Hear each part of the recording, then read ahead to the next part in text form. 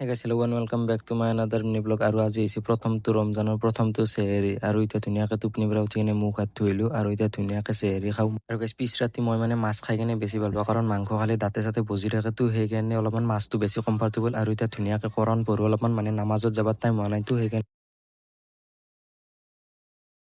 আৰু এতিয়া ধুনীয়াকৈ ফজৰৰ নামাজটো পঢ়িও আৰু একদম আন্ধাৰ হৈ আছে গাইছ আৰু এতিয়া ধুনীয়াকৈ আহি পেলোঁ মছজিদ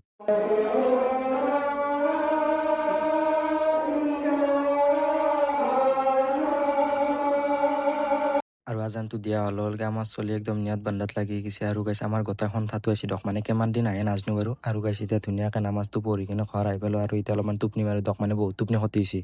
আৰু গাইছে এতিয়া ধুনীয়াকৈ টোপনিৰ পৰা উঠিলোঁ আৰু টোপনিৰ পৰা উঠি কিনে এতিয়া যাই আছোঁ চকত একবাৰ মানে মোৰ একো বিশেষ কাম নাই কিবা ফটো ধুৱাব লগা আছে আৰু আমাৰ এনে বোলে দাড়ি চুলি কাটিব মানে আমাৰ বাবলু ভাই আৰু তুতুল ভাই আৰু গাইছে এতিয়া ধুনীয়াকৈ ঘৰত আহি গ'লো আৰু ঘৰত আহি কিনে আগে গাটো ধুই ল'লোঁ আৰু গাটো ধুই কিনে এতিয়া নমাজটো পঢ়ি লওঁ আৰু গাইছে এতিয়া ধুনীয়াকৈ আচাৰৰ নামাজটো পঢ়ি কিনে ভাতিবেলা একবাৰ চকু খালোঁ মানে মোক এটা বস্তু লাগে বস্তু মানে বিশেষ বস্তু নহয় এই মালডাল লাগে দাঁত মাজাৰ কাৰণে অলপমান প্ৰব্লেম হয় মানে কলগাতেদি দাঁত মাজিবৰ কাৰণে সেইকাৰণে আৰু গাইছ এতিয়া ধুনীয়াকৈ চকৰ পৰা আহি গ'লোঁ আৰু এতিয়া টাইম হৈছে মোটামুটি ইফতাৰ কৰিব পাৰে মোটামুটি 5 মিনিটমান আছে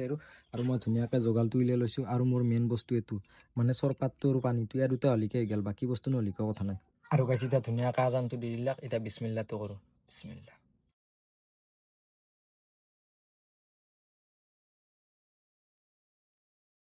আৰু গাইছ এতিয়া ধুনীয়াকৈ মাগৰিবৰ নামাজটো পঢ়ি ল'লোঁ আৰু এতিয়া মেইন বস্তুটো হৈছে এতিয়া মানে দিনটো কাকো নাই না ভোক লাগছি এতিয়া মই খাই দিওঁ গাইছ ডেটছ ফৰ টুডে গাইছ চি ইউ চুন